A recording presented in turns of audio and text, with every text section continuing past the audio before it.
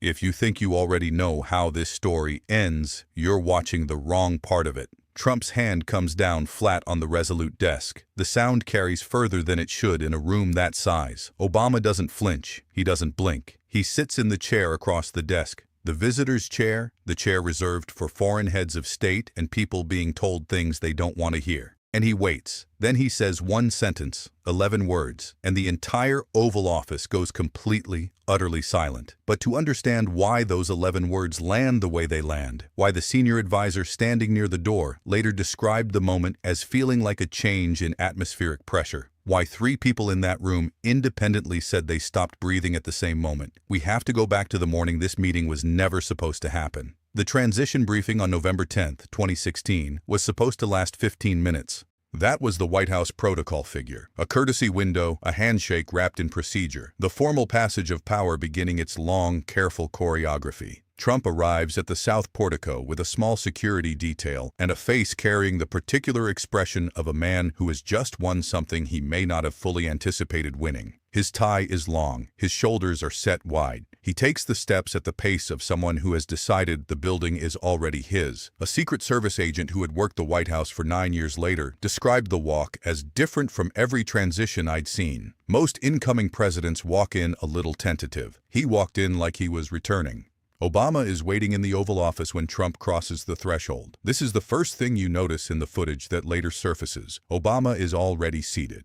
Not behind the resolute desk. That would be the wrong signal for a transition meeting, but in one of the chairs positioned in front of the fireplace, the conversational formation, the arrangement that says we are 2 men talking rather than 1 man, holds the power and the other is a visitor. The choice of where to sit in a room is a negotiation. Obama has already made his opening move before Trump speaks a single word. Trump takes the chair across from him. He fills it the way he fills every chair he sits in, spreading wide, both armrests claimed, chin slightly elevated. He shakes Obama's hand, and he says something warm about the meeting, about how it was only supposed to be 15 minutes, about how the 2 of them had never actually met, about what a great honor it is. The language is generous. The posture is already dominant. He is performing graciousness from a position he has already decided is higher. Obama nods once, says almost nothing, waits. What follows, according to 4 separate accounts from people present or briefed directly afterward, is approximately 22 minutes of Trump doing what Trump does in rooms where he senses an audience, even an audience of 1, filling the space with architecture, the economy. He built it before, and he'll build it longer this time. NATO. The Europeans have been taking advantage for years, and that ends now. The media. Completely dishonest. You know that better than anybody. They did it to you too, although frankly they were harder on him.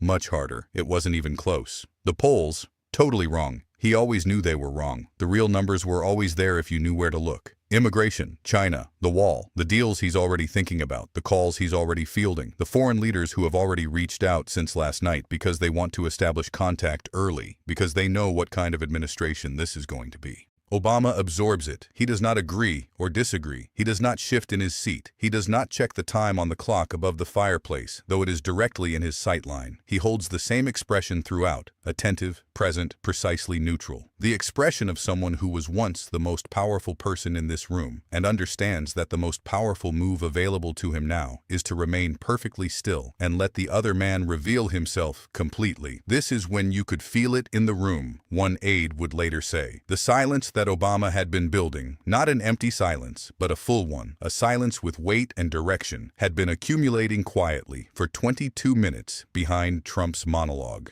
The way a storm accumulates before the first visible cloud. Trump is mid-sentence when it happens.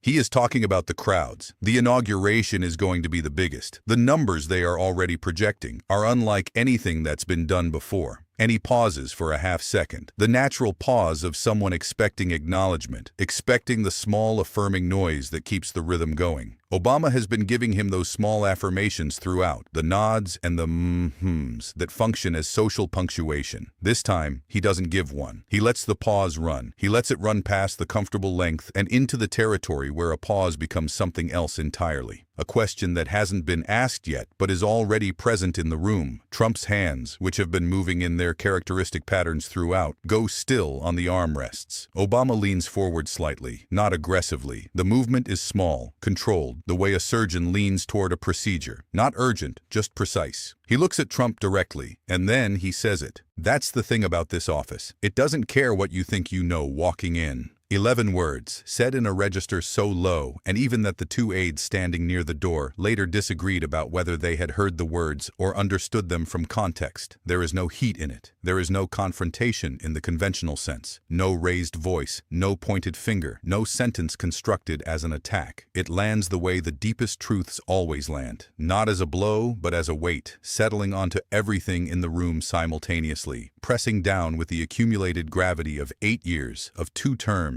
of every 3 a.m. decision and every crisis briefing and every moment in which the full geometry of American power had made itself visible in ways that cannot be described from the outside. The Oval Office goes silent, not the silence of a room where conversation has paused. The silence of a room where something has changed and everyone present understands it changed at the same moment. One of Trump's aides, standing near the east door, later described it as the silence that follows something you cannot unhear. The fire in the fireplace keeps burning. The clock above the mantel keeps moving. Everything in the room that is mechanical or indifferent to human events continues on exactly as it was. But the 2 men in the chairs are somewhere different from where they were 11 words ago. Trump doesn't respond immediately. This is the moment that the people in that room replay most often when asked about it years later. Not the words themselves, but the seconds that follow. Trump's jaw shifts slightly. Not open, not closed, but repositioning. The way a jaw moves when a response has formed and then been reconsidered and then reformed into something safer. His hands come together in his lap, fingers interlocking with the careful deliberateness of someone who has decided what to do with them. His eyes, which have been moving in their usual pattern, ceiling, person, middle distance, back, go still on Obama's face. And stay there. Obama doesn't fill the silence. He has built it carefully across 22 minutes, one withheld affirmation at a time, and he is not going to dismantle it now. He sits in it the way you sit in a room you know well in the dark. Without anxiety, without urgency, without needing it to end. When Trump finally speaks, his voice is lower than it has been for the previous 22 minutes. The volume drops, the cadence slows. He says something about the learning curve, about how every president faces a learning curve, about how he's a fast learner, very fast, always has been. The words are technically composed, but the structure has changed. The architecture is gone. What's left is a man filling silence because he doesn't know yet how to sit inside it the way the man across from him does. The meeting runs for another 43 minutes. In the transcript and partial recordings that surface through subsequent reporting, there are 18 more exchanges of substance. Foreign policy protocols, the nuclear football procedure, the structure of the daily intelligence briefing, the functioning of the National Security Council. Obama covers each one with the precision of a man who has spent 8 years learning exactly what new presidents don't know and exactly why not knowing it costs people their lives. He is thorough. He is clear. He does not editorialize. He does not circle back to the 11 words. He doesn't need to. They are already doing their work. But it is the silence that people remember, the aides who were there, the advisors who were briefed, the reporters who reconstructed the meeting across multiple sourced accounts in the months and years that followed. Not what was said in the 43 minutes after the 11 words, but what those 11 words opened in the room. A space in which Donald Trump, for the first and possibly only time in the transition, sat quietly in the presence of something he could not dismiss, could not dominate, could not fill with volume. There are no ratings to attack. There is no audience to perform for. There is no crowd to invoke. There is only the office, and the man who is leaving it, and the 11 words that carry 8 years of evidence about what the office actually does to the people who hold it. Evidence that cannot be denied because it is written in the face of the man sitting 3 feet away. The footage that eventually surfaces online, partial, shaky, shot from a distance through a partially open door by someone whose identity is never confirmed, does not capture the words. The audio is too compressed, the angles too oblique, but it captures the silence that follows them. 17 seconds of two men sitting across a fireplace in the most powerful room in the world. One of them still. One of them very slowly becoming still. 17 seconds. People watch it on loop. They share it with a single caption. Watch his hands. By midnight, the clip has 9 million views. By morning, the phrase "the office doesn't care" is a hashtag, a caption, a reference point in 100 separate conversations that have nothing to do with the original footage. Political scientists post threads about what the sentence contains, not as a rebuke, they argue, but as a structural description, a warning dressed in observation, a sentence that cannot be disproven because it isn't a claim. It is a fact. The office doesn't care.